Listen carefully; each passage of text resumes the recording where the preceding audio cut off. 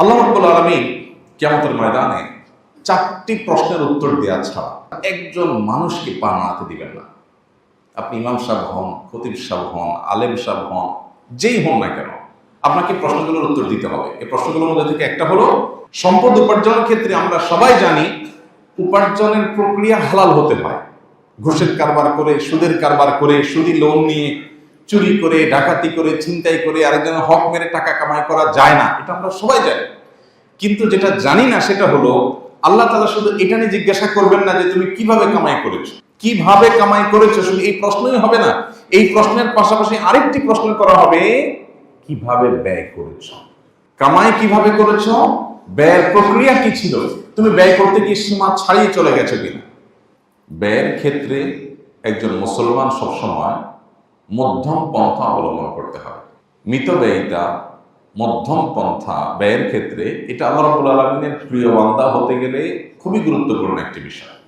আল্লাহ সুবহানাহু ওয়া তাআলা কোরআন কারীমে সূরা ফুরকানের মধ্যে ইবাদুর রহমান বা আল্লাহর বান্দাগণ, আল্লাহর প্রিয় বান্দাগণদের তালিকা, যাদেরকে আল্লাহ নিজে বান্দা হিসেবে পরিচয় দিয়েছেন, যাদেরকে আল্লাহ তাআলা বান্দা হিসেবে স্বীকৃতি দিয়েছেন, সে আল্লাহ কর্তৃক স্বীকৃত বান্দা হতে হলে, আমরা তো সবাই নিজেকে আল্লাহর বান্দা বলি, কিন্তু স্বয়ং আল্লাহ আমাদেরকে বান্দা হিসাবে স্বীকৃতি দিচ্ছেন, অ্যাকসেপ্ট করছেন বিশেষ কিছু বৈশিষ্ট্যের বিনিময়ে। সে বৈশিষ্ট্যগুলো কি? সে বৈশিষ্ট্যগুলোর মধ্য থেকে একটা হলো, আল্লাহ বলেছেন ওয়াল্লাযীনা ইযা আনফাকু লাম ইউসরিফু ওয়া লাম ইয়াকতুরু ওয়া কানা বাইনা যালিকা কাওয়ামা। রহমানের বান্দাদের একটা বৈশিষ্ট্য হলো, তারা যখন ব্যয় করে তখন ব্যয় করতে গিয়ে তারা ইসরাফ করে না, তাকদীরও করে না, তার অপচয় করে না, অপব্যয়ও করে না। অজাগায় যেখানে খরচ করার দরকার নেই, অহেতুক সেখানে খরচ করা, এই কাজটাও তারা করে না। আর যেখানে খরচ করা দরকার কিন্তু সেখানে যতটুকু দরকার ততটুকু করে, এর চেয়ে বেশি করে না, অপচয় করে না। এটা গুরুত্বপূর্ণ একটা বিষয়। আজকের বাস্তবতায় আমরা যারা নিজেদেরকে মুসলমান দাবি করছি, এমনকি যারা মাশাআল্লাহ অন্যান্য ক্ষেত্রে প্র্যাকটিসিং মুসলিমের পরিচয় ধারণ করছেন, সমাজের কাছে স্বীকৃত প্র্যাকটিসিং মুসলিম হিসাবে, সেই ভাইদের মধ্যে, সে বোনদের মধ্যেও এই রোগটা এখন প্রকট আকার ধারণ করেছে। আমরা ব্যয়ের ক্ষেত্রে প্রচুর অপচয় করি, অপব্যয় করি, এবং এটার জন্য যে আল্লাহর কাছে জবাবদিহিতা আছে, এখানেও যে হালাল হারামের ব্যাপার আছে আমরা অনেকে জানি না। আপনার উপার্জনটা হালাল, হালাল উপার্জনের টাকা দিয়ে আপনি যদি অপচয় করেন, সেটা কি হালাল হবে না হারাম হবে? আপনার উপার্জনটা হালাল, টাকা কামাই করছেন হালাল উপায়ে মাশাআল্লাহ, এখন খরচ করতে গিয়ে যেখানে আসলে 10 টাকা খরচ করলে হয়, ওখানে অহেতুক 20 টাকা 30 টাকা খরচ করছেন একটু ভাবসাব জাহির করার জন্য। এই যে অপচয় করলেন, এটা কি হালাল হবে না হারাম হবে? হারাম হবে। কারণ আল্লাহ রাব্বুল আলামিন কোরআনে কারীমে বলেছেন, কুলু ওয়াশরাবু ওয়ালা তুসরিফু, তোমরা খাও, পান করো, পানাহার করো, আল্লাহর দেওয়া উপার্জিত রিজিক থেকে তুমি পানাহার করতে পারো, সেটা হালাল, কিন্তু অপচয় করতে পারবে না। পানাহার করতে গিয়ে অপচয় করা যাবে না। আল্লাহ রাব্বুল আলামিন কোরআনে কারীমে আরো বলেছেন, ওয়ালা তাজআল ইয়াদাকা মাগলুলাহ ইলা উনুকিক ওয়ালা তাবসুতহা কুল্লাল বাসাত, তোমার হাত একেবারে তোমার কাঁধে এনে ওটাকে বেঁধে ফেলো না, অর্থাৎ বহিল হয়ে যায় না, হাত একেবারে বেঁধে রেখে দিও না, যে খরচই করবা না, কৃপণ হয়েও না। ওয়ালা তাবসুতহা কুল্লাল বাসাত, আর খরচ করতে গিয়ে আবার একেবারে সব ছেড়ে ছেড়ে দিলা, কোনো বাইন্ডিংস নাই, তোমার বিবেকে কোনো বাঁধ নাই যে কোথায় আমি খরচ করব, কতটুকু করব, কোথায় গিয়ে আমি থামবো খরচ করতে গিয়ে, এই হিসেব নিকাশ তোমার নাই, এরকমও যেন হইও না। সূরা ফুরকানের আয়াতে আল্লাহ সুবহানাহু ওয়া তাআলা বলেছেন শেষে, ওয়া কানা বাইনা যালিকা কাওয়ামা, অপচয় অপব্যয় এই দুইটার মধ্যবর্তী, দুইটাকেই পরিহার করে যতটুকু দরকার হয় ততটুকু খরচ করে রহমানের বান্দারা। আমাদের জীবনে আমরা যদি তাকাই, তো আমরা দেখবো যে আমরা দৈনন্দিন জীবনে বিভিন্ন সময় অপচয় অপব্যয় করি। বিশেষ করে আধুনিক পৃথিবীতে লাইফস্টাইলটা এমন করা হয়েছে যে মানুষ অনেক ক্ষেত্রে অপচয় করাটাকে মনে করা হয় মানুষের বদান্যতা, বড় মনের পরিচয়। অপচয় যে করে না তাকে সমাজ, সমাজের মানুষ, এমনকি পরিবারের সদস্যরা পর্যন্ত কৃপণ মনে করে। কারণ আপনার মেহমানদারিতে 2 পদ 4 পদ হয়, আপনি 16 পদ 17 পদ করলেন। মেহমানদারিতে কিছুটা তাকাল্লুফ, কিছুটা কৃত্রিমতা, কিছুটা আপনার মেহমানের খাতিরে একটু বেশি করা, এটা অনুমোদিত, কিন্তু তার একটা সীমা আছে। আপনি বাসায় 2 তরকারি দিয়ে খান, মেহমান এসেছে 4 তরকারি করেছেন, 5টা তরকারি করেছেন, 1টা 2টা ভর্তা করেছেন, এতটুকু পর্যন্ত মেহমান নিতে পারবে, মেহমানের এটা লোড করার ক্ষমতা আছে। কিন্তু আপনার আইটেম যদি হয় 19-20টা, কি বলেন, মেহমান খেতে পারবে? এটা কি যৌক্তিক? 19-20 পদ 25 পদ খানা কি আসলে একজন মেহমান খাইতে পারে? খাইতে পারে। কিন্তু আপনি করেন, আমরা করি। ওই লোকও করে যেই লোক অভিযোগ করে যে ব্যবসার অবস্থা ভালো না, চাকরি নাই, হাতের অবস্থা ভালো না, টাকা পয়সা নাই। ওই নাইটা অবশ্য করে হলো যখন ভাই বোনকে দেওয়ার ব্যাপার আছে, যখন দান করার ব্যাপার আসে, যখন কেউ লোন চায়, তখন নাই করে। আবার যখন মেহমান আসে, মেহমানের সামনে নিজের অবস্থান প্রকাশ করার একটা ব্যাপার স্যাপার আসে, তখন কিন্তু আরে নাই, তখন হলো খাই, তখন হলো কি খাই। ভাইরা আমার, সাহাবা একরামের একটা বৈশিষ্ট্য ছিল, কানু আকাল্লুহুম তাকাল্লুফান, তাদের মধ্যে কৃত্রিমতা সবচেয়ে কম ছিল, সরলতা ছিল, 2 নম্বরই ছিল। আর আমাদের মধ্যে 2 নম্বরই। কিভাবে 2 নম্বরই? আপনি 18, 19 পদ 20 পদ করলেন, এই যে 20 পদ করলেন, আপনি নিজেও জানেন একজন মানুষ 20 আইটেম দিয়ে আসলে খেতে পারবে না, পেটের সাইজ এত বড় না। তাহলে কেন করছেন? এটা একটা ভাবসাবের ব্যাপার যে আপনার বাসায় 20 পদের আইটেম করছে, 20 পদের খাবার জোগাড় করেছেন, মানে আপনি অনেক মেহমান নওয়াজ মানুষ, আপনার বিশাল কলিজা, এটা আপনি প্রমাণ করছেন। এই 20 আইটেম করার পর আমাদের দেশে দেখা যায় মেহমানকে শোনায় যে আসলে আজকে একটু বাজারে যেতে চাইছিলাম, ঝামেলায় পড়ে গেছি, যেতে পারি নাই, হাঁসটা বাকি ছিল, একটু আনবো, আনা হয় নাই, আপনি কিছু মনে করেন না। মানে 20 পদ করছি, এটা আপনি কি মনে করছেন? এটা তো আমাদের কোনো ইস্যুই না। আরে মেয়ে, আমি আরো 2-4 বছর করতে চাইছি, মাইন্ড ইট। আমি মানুষটা কত বড় কলিজার বোঝার চেষ্টা করে। এটা হলো ওইটার তর্জমা। কথা বুঝে আসছে? শুটকি ভর্তাটা আপনার ভাবি করতে চাইছিল, ভুলে গেছে, বেচারি করতে পারে নাই। আরেকটা ভর্তা বাদ গেছে বুয়ার কারণে, বুয়া বলছিল, খেয়াল করে নেই। মানে আপনি যে 20 পদ দেখছেন, এটা তো কোনো ইস্যুই না। আপনি কি মনে করেন আমাকে? আমার ওয়াইফ আরো 5 পদ করতো, যা সুযোগের অভাবে করতে পারে নাই। মানে আপনি বোঝার চেষ্টা করেন যে আমরা কত বড় কলিজার মানুষ। এটা হলো মেহমানের সামনের অ্যাপ্রোচ। মেহমান চলে যাওয়ার পরে এবার জানাবো দুজনই, 2 দিন পর পরে মেহমান, আর পারা যায় না, কত পারা যায়, নিঃশ্বাস ফেলতে পারি না। এটা হলো মেহমান পুরো চলে যাওয়ার পরের অ্যাপ্রোচ নিজেদের মধ্যে। এটা কি সরলতা নাকি মুনাফিকি? মুনাফিকি। এই মুনাফিকিটা কি আমাদের সমাজে আছে না নাই? আছে, ব্যাপকভাবে আছে। মেহমানের সামনে, ভাই কিছুই তো করতে পারলাম না, সরি। মেহমানদারিতে কিছুটা কৃত্রিমতা চলে। ইব্রাহিম আলাইহিস সালামের মেহমানদারির আলোচনা আল্লাহ তাআলা কোরআনে উল্লেখ করেছেন যে ফাজাআ বিআজলিন হানিস, ফেরেশতারা যখন আসছেন, ফেরেশতারা যে খান না সেটা উনি জানেন, কিন্তু এরা মানুষের রূপ ধারণ করে আসছে, ফেরেশতা যে জানতেন না, এজন্য গোটা বকরি একেবারে ডাইরেক্ট ফ্রাই করা গোটা বকরি দিয়ে দিয়েছেন। তো মেহমানদারিতে একটু আপনি বাড়াই করলেন। অবশ্য গোটা বকরি দেওয়াটা কয়েকজন মানুষ, তো অ্যারাবিয়ানরা যা খায় একটা খায়, আপনি আবার ওটা বলেন না যে এটা তো অপচয় হলো।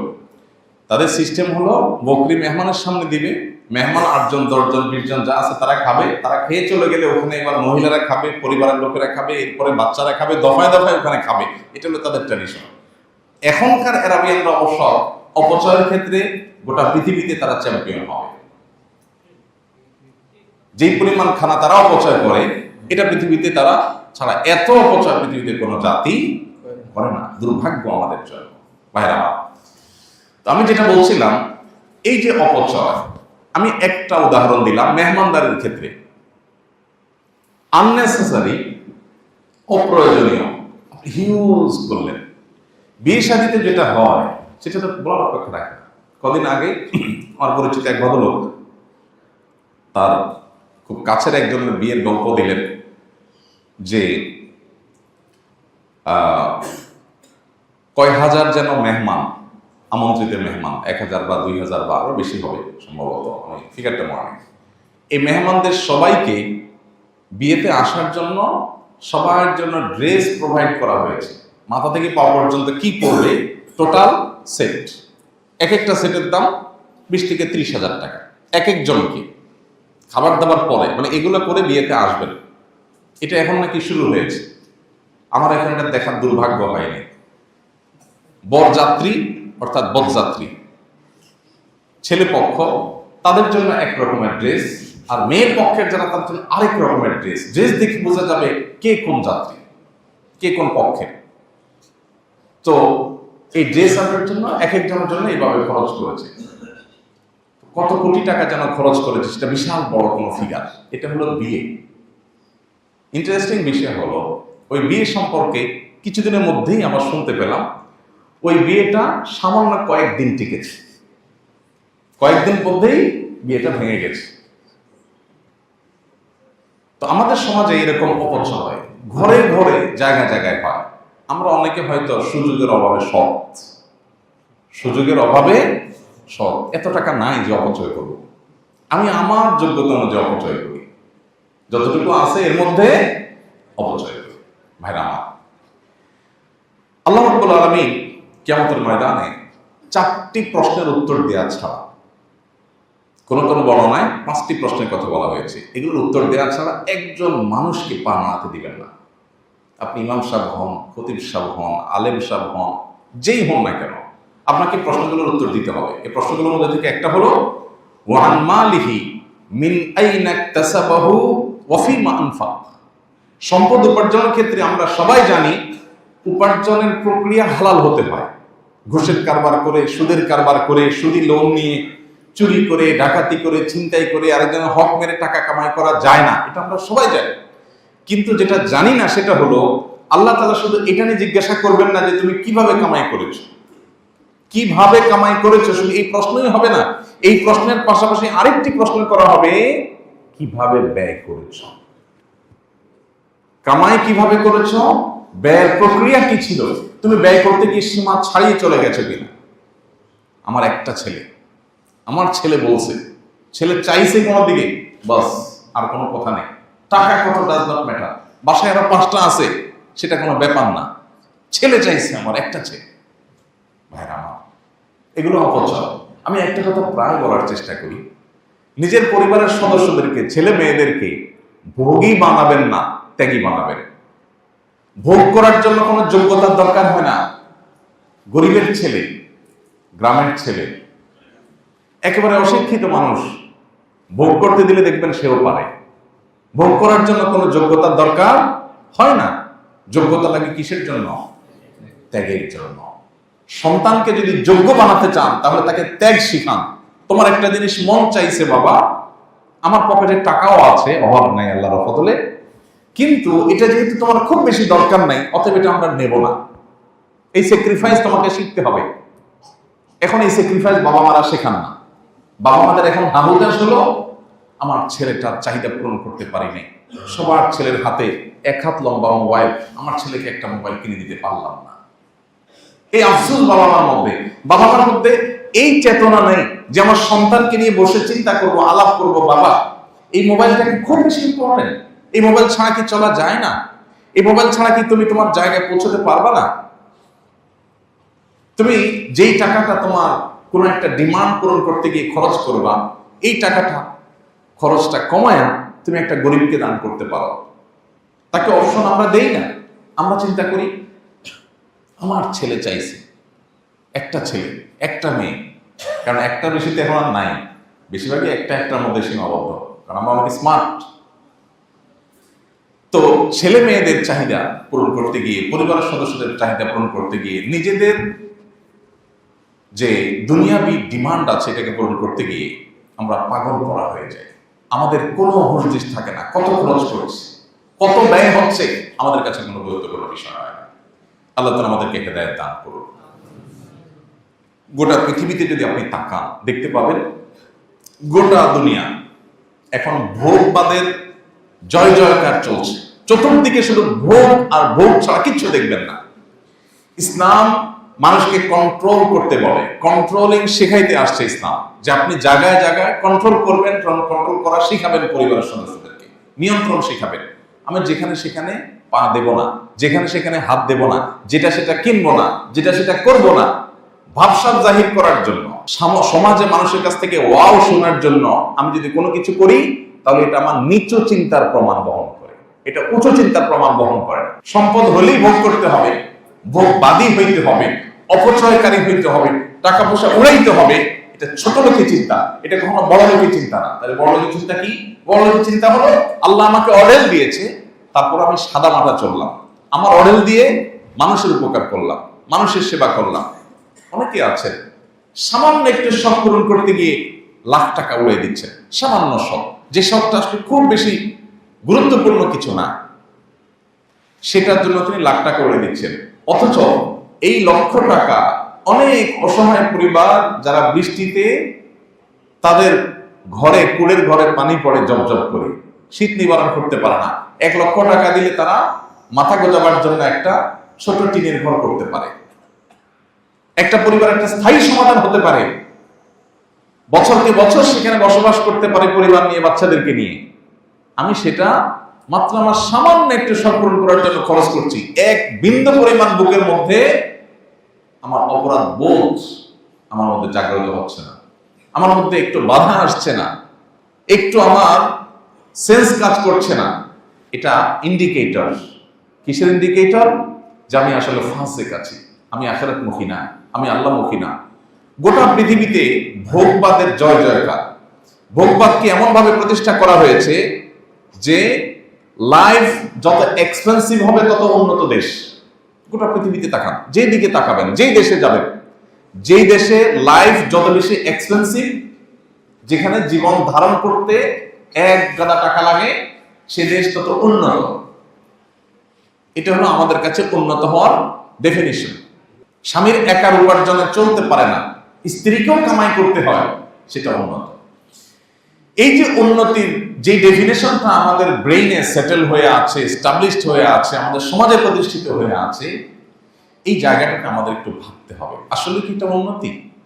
স্বামী স্ত্রী দুজন মিলে পাবে যাচ্ছেন, দিনভর ছুটাছুটি করছেন, দুজনেই 8 ঘন্টা ডিউটি করে আসছেন, করে এক গাদা টাকা কামাই করছেন। আর স্বামী বাহিরে উপার্জন করেছেন, স্ত্রী বেস্তরের সাইডটা খুব ভালো করে দেখভাল করেছেন, স্বামীর জন্য যে প্রস্তুত থেকেছেন, বাসাকে প্রস্তুত করে রেখেছেন, ইন্টারনাল ইস্যুগুলো ডিল করেছেন, ছেলে মেয়েদের বিষয়গুলো খুব ভালো করে দেখাশোনা করেছেন। কিন্তু উপার্জন খুব বেশি করতে পারেন নাই, যেহেতু দুজন উপার্জন করছেন না। সুখ কি প্রথম অপশনে বেশি হবে না দ্বিতীয় অপশনে বেশি হবে? কোনো সন্দেহ আছে? ভাইরা আমার, গোটা দুনিয়ার দিকে তাকান, দেখবেন যে উন্নত বিশ্বে যারা গরিব, তারা গরিব কেন? বাসায় ওয়াশিং মেশিন নেই। অবশ্য বাসায় ওয়াশিং মেশিন তাদের সবাই বাসায় আছে। তাহলে গরিব কেন? গরিব এই জন্য যে তাদের যে টাকা আছে এই টাকা দিয়ে মাঝে মধ্যে ট্যুরে যাবে, এটা যেতে পারছে না, ওয়াইন কেনার টাকা নেই, এই জন্য গরিব। আর আমাদের দেশে এখন গরিবের সংখ্যা চেঞ্জ হয়ে গেছে। একজন গরিব কেন? কারণ তার একটা পছন্দের বাইক আছে, মাত্র 3-4 লাখ টাকা দাম, সেটা কিনতে পারছে না, এই জন্য সে গরিব। আরেকজনের বাসায় ওয়াশিং মেশিন নাই, সেই জন্য সে গরিব। আরেকজনের বাসায় এই ফ্যানের গরমে, এই গরমে ফ্যান চালায় থাকতে হয়, এসি নেই, সেই জন্য তিনি গরিব। অবশ্য গরিব এই সমাজের সব লোক, আমরা সবাই কি গরিব। নবী করিম সাল্লাল্লাহু আলাইহি ওয়াসাল্লাম চমৎকার বলেছেন, স্বর্ণের অক্ষরে লিখবার মতো একটা হাদিস। আমি বারবার এই হাদিস আপনাদের হয়তো শুনিয়েছি। তিনি বলেছেন, লাইসাল গিনা বিকাসরাতিল আরদ, অনেক উপায় উপকরণ, অনেক জিনিসপত্র, অনেক সহায় সম্পদ থাকলে এটাকে ধনী হওয়া বলে না, এটাকে সচ্ছলতা বলে না। তাহলে সচ্ছলতা কি? নবীজি বলেছেন, ওয়ালাকিন্নাল গিনা গিনান নফস, সচ্ছলতা হলো যদি কেউ মনের দিক থেকে সচ্ছল হয়। মনের দিক থেকে সচ্ছল হওয়ার উপায় কি? উপায় হলো আমি যেই অবস্থায় আছি এই অবস্থায় তৃপ্তির ঢেকুর তুলে বলবো আলহামদুলিল্লাহ আমি অনেক সুখী আছি, আমার দরকার নাই। একজন ঢাকায় ভাড়া থাকেন, সামান্য বেতন পান, ফ্ল্যাট কেনার কথা চিন্তা করতে পারেন না। আল্লাহর বান্দা এই অবস্থাকে যদি অ্যাপ্রিসিয়েট করেন, এই অবস্থাকে তিনি যদি স্বাগতম জানাতে পারেন, তিনি যদি এনজয় করতে পারেন যে ফ্ল্যাটের মালিক আর আমার মধ্যে পার্থক্য কি, সেও ফ্ল্যাটে থাকে আমিও ফ্ল্যাটে থাকি, সে নিজেরটা থাকে আমি বাড়াতে থাকি, বেশ কম কি, বরং তার চাইতে আমি আরো ভালো। সে নিজেরটা বন্দি থাকে, আমি আজকে একটা থাকি কালকে একটা থাকি। আমার যখন ঢাকায় নিজের থাকার জায়গা ছিল না, তখন আমার মিসেস এই ভূমিপল্লীতে বহুদিন আমরা ছিলাম। তো ভূমিপল্লীতে আমার মনে আছে এখানে যে কয়টা বাড়িতে ভাড়া ছিলাম আমরা কোনো ইউজড ফ্ল্যাটে উঠি নাই কখন। আমার ওয়াইফের একটা দৃষ্টিভঙ্গি হলো, সে বলে যে নতুন নতুন বাসায় উঠবো, কেউ ইউজ করে নাই, আমরা যে ওটা উদ্বোধন করব, বরকত দিয়ে আসবো, বিল্ডিং করবে বাড়িওয়ালা, কোটি কোটি টাকা খরচ হবে, তা আমি মাত্র 15,000-20,000 টাকা দিয়ে থাকবো। 2 বছর 3 বছর থাকলাম, আবার মনে চাইছে আরেক জায়গায় যাবো, চেঞ্জ করে চলে যাবো। তাহলে যার ফ্ল্যাট নাই সে নিজেকে প্রবোধ দেওয়ার, সান্ত্বনা দেওয়ার, বরং খুশি হওয়ার, মনের ভেতর থেকে সত্যিকার অর্থে শুকরিয়া জানাবার বহু অপশন তার হাতে আছে। কিন্তু সে কি করে? শয়তান তাকে কি করে? ভয় দেখায়, শয়তান তাকে নিরাশ করে। সে বলে স্যাড, ব্যাড, আমার একটা ফ্ল্যাট নেই, অমুকের আছে তমুকের আছে, আমার নাই। জামাই বউ দুজন মিলে গালে হাত দিয়ে বসে আছে, মন খারাপ। কেন? কি সমস্যা? ভাতও আছে, তরকারিও আছে, চালও আছে, ফ্রিজে খাবারও আছে, পকেটে টাকাও আছে, ফ্ল্যাট নাই। এই জন্য তিনি অভাব বোধ করছেন। নবীজি সাল্লাল্লাহু আলাইহি ওয়াসাল্লাম বলেছেন, ওয়ালাকিন্নাল গিনা গিনান নফস, মনের সচ্ছলতা হলো আসল সচ্ছলতা। যে ব্যক্তি মনে করে আমার ফ্ল্যাট নাই, কোনো ব্যাপার না, দরকার নেই আমার ফ্ল্যাটের, যেটা আছে আলহামদুলিল্লাহ, এলো ধনী, এলো ধনী। আর ফকির দেখবেন, আসেন এবার সম্পদ থেকেও গরিব, এটা দেখাই। আমি এর আগে আপনাদের বলেছি এক্সাম্পল, 6 তলার পারমিশন পাইছে, 6 তলাই করছে, এরপরে রড বাইর করে থুয়ে দিচ্ছে। ছাদে উঠলে দেখবেন রড বাইর করা। কেন রে ভাই? 6 তলার পারমিশন পাইছে, 6 তলা হয়ে গেছে, রডগুলো কেটে সুন্দর করে ছাদটাকে সাজান, না রড বাইর করে দিচ্ছে। ছাদে গিয়ে তারা যদি জিজ্ঞেস করেন, ব্যয় সাহেব বা ভাই সাহেব রড বাইর করছেন কেন, কি বলবে? বলবো এখানে আসলে একটা টিনশেড 2টা রুম করার চিন্তা করছি, ভাড়া দেওয়া যাবে, এখন তো হাতে টাকা নাই, টাকা হলে তখন করবো। আছে 6 তলা, রড বাইর করে দিছে, আরেকটু করবে পারমিশন ছাড়া, যেতে ছাদ করতে পারবে না, টিনশেড হইলেও করবে, 5-10,000 টাকা ভাড়া অন্তত আসবে 2 রুম থেকে, কোনো এক্সপেন্সিভ এরিয়া। তো এই লোকটার হাতে এখনো টাকা নাই, কিন্তু তার এখনো সব বাকি আছে, চাহিদা আছে, টাকা নাই। গরিব না ধনী? গরিব না ধনী? চাহিদা আছে, টাকা নাই, নিশ্চয়ই গরিব। এ হলো গরিবের একটা চিত্র। আর ধনীর চিত্র দেখাইলাম, থাকে ভাড়া বাড়িতে, ফ্ল্যাট প্লট কিচ্ছুই নেই, বাড়িও নেই, কিন্তু আল্লাহ যা দিয়েছেন এটাতে সে অনেক সুখী এবং হ্যাপি। নবী সাল্লাল্লাহু আলাইহি ওয়াসাল্লামের ভাষ্য অনুযায়ী ওয়ালাকিন্নাল গিনা গিনান নফস, এই লোক হলো ধনী। কারণ তাকে যদি জিজ্ঞেস করেন, ভাই আপনার যে ফ্ল্যাট নাই, কোনো দুঃখ হয়? সে বলবে না, আলহামদুলিল্লাহ, কোনো সমস্যা নেই, আমার ফ্ল্যাট নাই মানে ঢাকা শহরের সব ফ্ল্যাট আমার, যেটা ভাড়া উঠবো ওইটাই আমার, ওই মাসের জন্য তো আমি আছি মালিক, আলহামদুলিল্লাহ।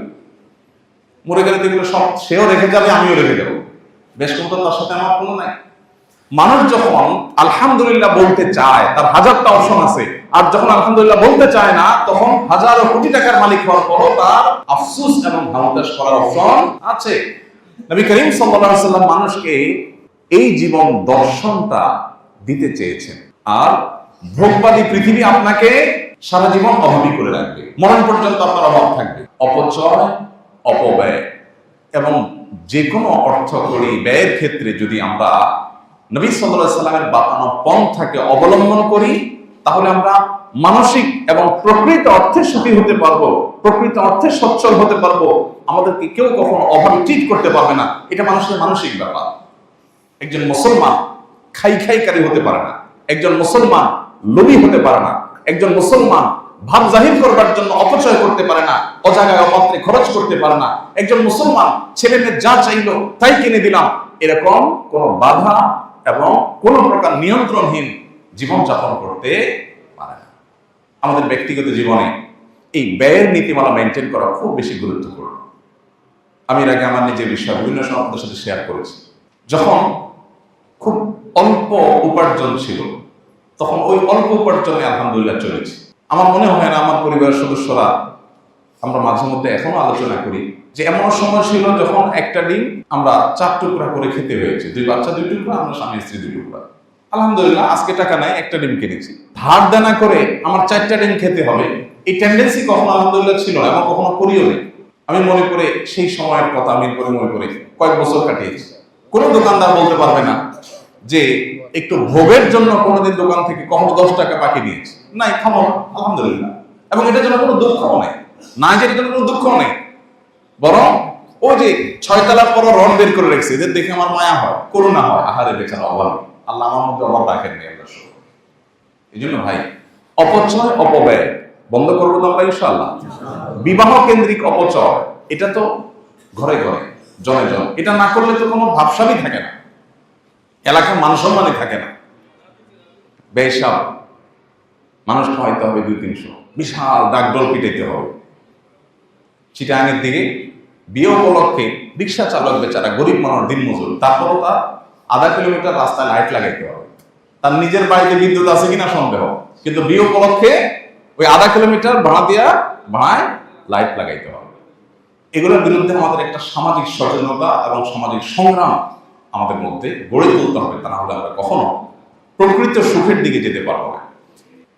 আমাদের ব্যক্তিগত জীবন থেকে নিয়ে রাষ্ট্রীয় জীবন পর্যন্ত অপচয় যদি আমরা বন্ধ না করি, তাহলে আমাদের অভাব কখনোই বন্ধ হবে না।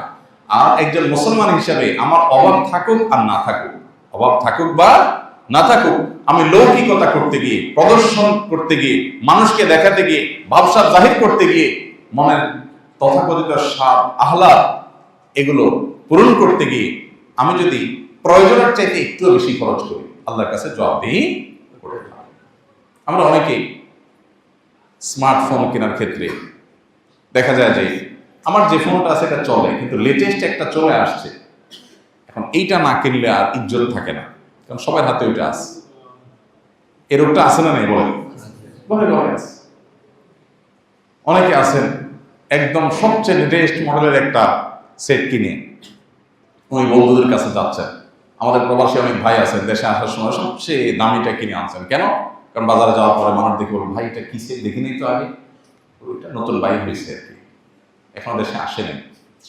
মানে বোঝার চেষ্টা করো আমি মানুষটা কে, তোমরা যেটা চোখে দেখো না মিয়া, ওইটা আমি নিয়ে আসছি, বুঝো? এই হলো তর্জমা, এটা হলো ওই মোড়ের তর্জমা। এই ধরনের মূর্খতা এখন জনে জনে ঘরে ঘরে। আল্লাহ তাআলা কোরআনে কারীমে এই বিষয়ে আমাদেরকে বারবার করে সাবধান করেছে, ওয়ালা তুসরিফু ইন্নাহু লা ইউহিব্বুল মুসরিফিন, তোমরা অপচয় করো না, আল্লাহ তাআলা অপচয়কারীদেরকে পছন্দ করেন না। অতএব নেককার হতে হলে, দিনদার হতে হলে, জান্নাতি মানুষ হতে হলে, ইবাদুর রহমানের কাতারে শামিল হতে হলে আমাদের ব্যক্তিগত জীবনে, পারিবারিক জীবনে, রাষ্ট্রীয় জীবনে সব ক্ষেত্রে অর্থের অপচয় বন্ধ করতে হবে, খাবার দাবার অপচয় বন্ধ করতে হবে, সব ক্ষেত্রে অপচয় অপব্যয় এটা বন্ধ করতে হবে, মিতব্যয়ী হতে হবে, মধ্যমপন্থী হতে হবে। আল্লাহ সব ক্ষেত্রে মধ্যম পন্থা পছন্দ করেন। আপনি কথা বলবেন সীমাতিরিক্ত লাউডলিও হবে না, আবার খুব আস্তে আস্তে বলবেন যেটা বিরক্তিকর সেটাও হবে না। আপনি হাঁটবেন একবারে খুব আস্তে আস্তে হেঁটে মানুষের বিরক্তির কারণ হবেন সেটাও হবে না, অতি দ্রুত হাঁটবেন সেটাও হবে না। আল্লাহ তাআলা কোনো ক্ষেত্রেই মানুষের সীমা লঙ্ঘনকে পছন্দ করেন। আল্লাহ চান সব ক্ষেত্রে আমরা মধ্যম পন্থা অবলম্বন করব। আমার অ্যাপ্রোচের মধ্যে ঢিলামিও থাকবে না, অতিরিক্ত টাইটও থাকবে না, মধ্যম পন্থা থাকবে। সব ক্ষেত্রে আল্লাহ তাআলা মধ্যম পন্থাকে পছন্দ করেন। আমাদের দিনটাই হলো মধ্যম পন্থী দিন, আমরা উম্মতই হলাম ওয়াকাযালিকা জাআলনাকুম উম্মাতান ওয়াসাতা, মধ্যমপন্থী উম্মত। অতএব এটার জন্য পারিবারিক ডিসিশন খুব গুরুত্বপূর্ণ ব্যাপার। আপনি মসজিদ থেকে শুনেছেন, মোটিভেটেড হয়েছেন, এটাই যথেষ্ট না। আপনার পরিবারের সদস্যদেরকে নিয়ে বসতে হবে। অপব্যয় কেন করব না, কেন মিতব্যয়ী হবো আমরা, সে বিষয়ে তাদেরকে আলাপ শোনাতে হবে, তাদের সাথে আলোচনা করতে হবে, তাদেরকে কনভিন্স করতে হবে। পুরো পরিবার যখন সম্মত হবে, তারা যখন সবাই মোটিভেটেড হবেন, কনভিন্সড হবেন, তখন ইনশাআল্লাহ আপনার সামনের যাত্রাটা সুন্দর হবে। আর না হলে আপনি বলবেন মেতিলই হই, আপনার ওয়াইফ বলবে তুমি আসলে কৃপণ মানুষ, এখন ওয়াজ শুনাইতে আসছো। বউ বাচ্চারা আপনাকে ভিন্ন কথাও শোনাবে। এই জন্য তাদেরকে কনভিন্স করতে হয়, গোটা পরিবারকে দিন বোঝাতে হয়। ইসলামের জীবন দর্শনটা হলো আমরা খাই বাঁচার জন্য। মুসলমানরা খাই কিসের জন্য? বাঁচার জন্য। আর অমুসলমান বাঁচে খাওয়ার জন্য। যাদের ঈমান নাই আখিরাতের প্রতি, তারা বাঁচে কিসের জন্য? খাওয়ার জন্য। পার্থক্য বুঝতে পারছেন? নবী সাল্লাল্লাহু আলাইহি ওয়াসাল্লাম একাধিক হাদিসে তিনি এই কথা বলেছেন, কোমর যেন সোজা হয় সে পরিমাণ খাও, যে কোমর সোজা রেখে আল্লাহর ইবাদত করতে পারো। জীবন বাঁচাবার প্রয়োজনে খাবার খাও। তাহলে খাবার একটা হইলেই হলো। আর যে বাঁচে খাবারের জন্য, খাওয়ার জন্যই তার বেঁচে থাকা, তার তো বিভিন্ন রকমের খানা না হলে চলবে না। ইমানদারের যেহেতু জান্নাত আছে, আসল ভোগের জায়গা আছে, এটা তার কাছে কোনো গুরুত্বপূর্ণ ইস্যু না যেখানে আমাকে অনেক কিছু খাইতে হবে। আমি একবার এয়ারপোর্টের দিকে যেতে যে হোটেলটা হয়, কি নাম জানি, একটা লামেরিডিয়ান, ওই হোটেলে একটা বিয়ে পড়াইতে গেছিলাম। তো বিয়ে পড়ায় বের হয়ে আসছি, দেখি যে একটা মদের বার, ওইটার সামনে একটা বিজ্ঞাপন বড় করে একটা ফেস্টনের মতো, ওইটাতে লেখা আছে ট্রাই বিফোর ডাই। একটা মদের বোতলের ছবি দিয়ে লেখা আছে ট্রাই বিফোর ডাই। তো আমি ওখানে থেমে গেলাম। আমার সাথে যে কজন ছিল বললাম ভাই একটু থামেন, একটু কাজ আছে। কি কাজ? ওরা একটু আশ্চর্য হয়ে গেল, মদের দোকানে আবার কি কাজ হুজুর? একজন আমার বললো ভাই এখানে বেশি সময় ভাবে দাঁড়ায় থাকেন না, কে কোত্থেকে ছবি তুলে বলবে হুজুর মদের দোকানে সিরিয়াল ধরছে, আরেক মুসিবত হবে। তাই আমি বললাম যে ছবি তুলো। ইন্টারেস্টিং একটা লেখা পাইছি, ট্রাই বিফোর ডাই। মানে হলো পরিষ্কার না, মানে তারা বলতে চাচ্ছে যে তাদের এই যে মদের ব্র্যান্ডটা, আপনি যদি মরে যান দুঃখ থেকে যাবে, এটা একটু চাইতে দেখলেন না কেন? এটা খাওয়ার পরে আপনার মাতলামি, পাগলামি, ছাগলামি কোন লেভেলে পৌঁছে, এটা আপনি দেখার আগে দুনিয়া থেকে চলে গেলে এটা দুঃখের ব্যাপার হবে। এই জন্য মরার আগে একটু চেক করেন, দুঃখ নিয়ে মরেন না। আর ইমানদারের দৃষ্টিভঙ্গি হলো যে আমি যদি কোনো শখ থাকে আর পূরণ করতে না পারি, হালাল শখ যদি থাকে আর পূরণ করতে না পারি, আল্লাহ রাব্বুল আলামিন বিশেষ করে আল্লাহর জন্য যদি স্যাক্রিফাইস করি, আল্লাহ আমাকে সেটা জান্নাতে দান করবে। তাহলে ইমানদারের কি ট্রাই বিফোর ডাইয়ের কোনো থিঙ্কিং আছে, দরকার আছে? নাই। কত যে সমৃদ্ধ আল্লাহ আমাদেরকে করেছেন, কত যে ধনী আমরা, কত যে সচ্ছল আমরা, আমাদের চিন্তার জায়গাটা যে কত স্ট্রং, কত মজবুত, কত সুদৃঢ়, আর ওরা যে কত মিসকিন, কত অসহায়, কত অভাবী, এই পার্থক্যটা আমরা অনেক মুসলমান করতে পারি না। আল্লাহ তাআলা আমাদেরকে ইসলামের নিয়ামতের জন্য শুকরিয়া আদায় করার তৌফিক দান করুন। ইসলাম শুধুমাত্র নামাজে রোজাতে নয়, আমাদের আয় ব্যয়, জীবন ধারণে সব ক্ষেত্রে ইসলামকে সত্যিকার অর্থে চর্চা করা, ধারণ করবা, কোরআন এবং হাদিসের বাতানো পথে আমাদেরকে আল্লাহ তাআলা জীবন পরিচালিত করার তৌফিক দান করুন।